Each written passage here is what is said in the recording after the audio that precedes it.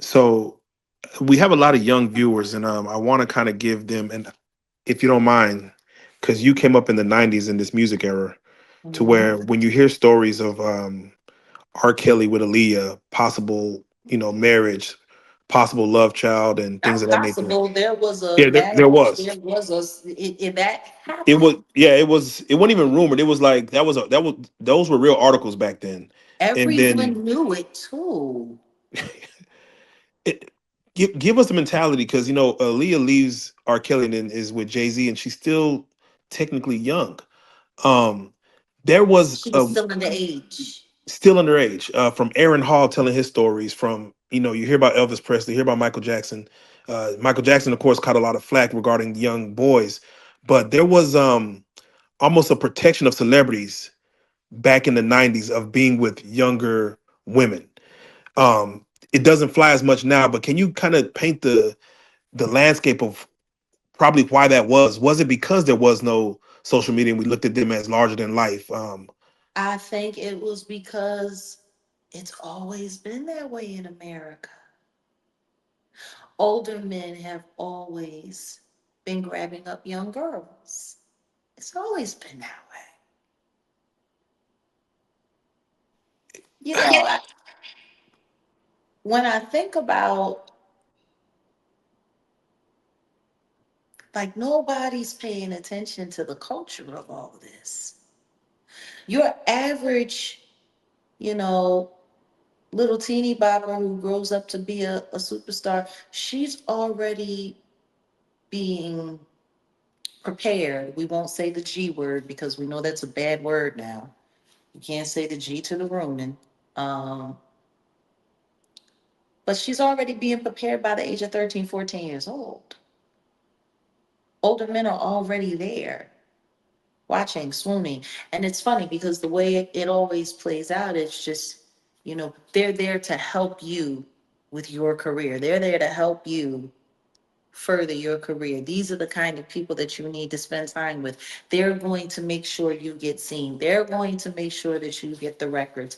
They're going to make sure that you get the endorsements. Like it's always been that way. Was it deemed okay by Was it just deemed okay? Yeah, it was by deemed okay. Of course it was deemed okay. It wasn't until the early 2000s when people started saying, hey, there's something wrong with this. There's something wrong with this. It's not, for a 30 some odd year old guy to be hooking up with a 15-year-old girl 25 years ago, that was no big deal. Now, there are other people that will sit up there and say, oh, that's a dirty old man. But that's about the extent of how far it would go. And as long as he took care of her, and made sure she was in an apartment, and made sure that her parents, were taken care of, like this shit has been going on a long damn time. A long time. To the point where it wasn't until I became, you know, by the time I got to my 20s, I'm sitting there looking at guys that I know messing around with young girls. I'm like, yeah, that's a baby. You should stay away from that. Because of my own personal experiences and what I went through. And I mean, I was grateful when the law started stepping in because stat, stat great is those laws have been in place, but they weren't really being enforced like that. yeah, there And had to be a complaint like yeah, somebody there had would to, have to be a complaint and the parents would have to be involved. A lot of times, a lot of those complaints didn't go forward because the parents didn't give a damn. Because the parents didn't think it was that big a deal. Like, like, it, so it, I mean, it's just we look at R. Kelly, and that's so funny because you bring up R. Kelly, and we look at R. Kelly.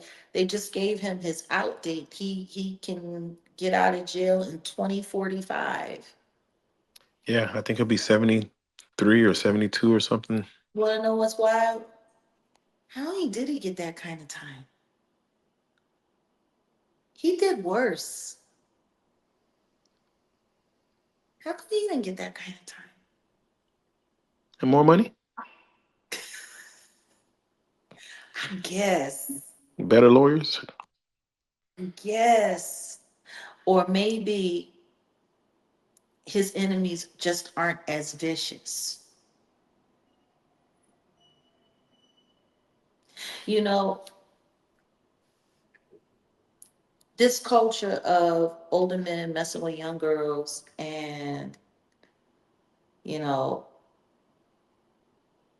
it's just kind of wild. Like, But I'll say this to answer your question about the R. Kelly situation. yeah. Surviving R. Kelly, uh, it was so damning that uh, a DA chose to get involved and bring charges to him off of a Really? documentary. Really? We get this Diddy documentary, The Reckoning, Yeah, it came after after after the fact. Like if that would have the came before trial. the fact, maybe it would have been a After. different outcome. Well, I mean, my thing is, why did it come out after the trial? Right? They announced it in 2023, Right. a year before. Like, is nobody not paying attention to how strategically all of this stuff was put together? Like everything was avoided. The details of Annie Kane's case alone would have been enough to convict on the S the S trafficking charges. Yes. That case alone, Annie Kane's case alone. But see, her case was already on the docket, right? And I think that's why they're using it as an excuse why she couldn't be a part of the trial or whatever the case may be, because she was a minor. She was moved around, you know, without parental consent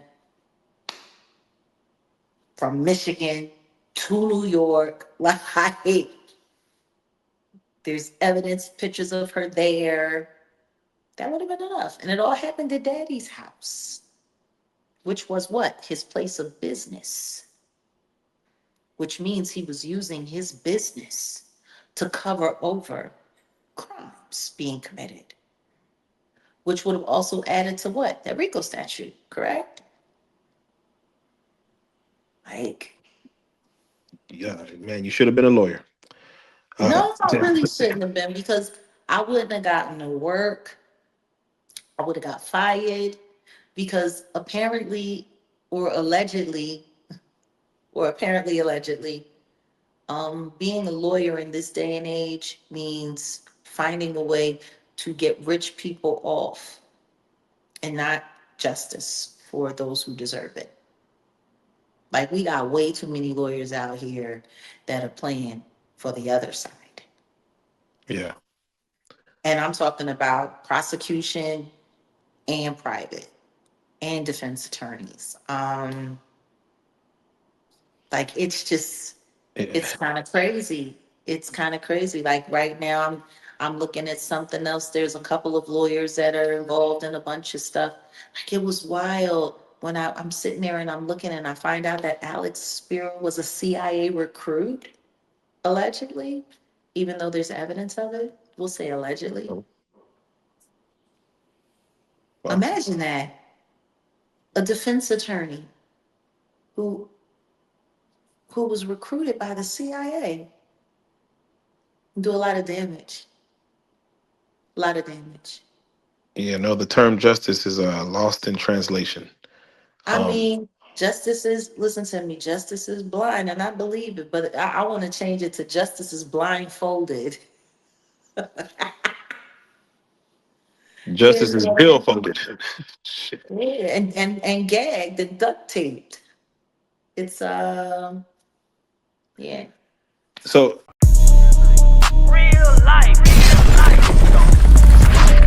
That shit ain't real life. That shit It ain't real life. Just say real. Real life street stars.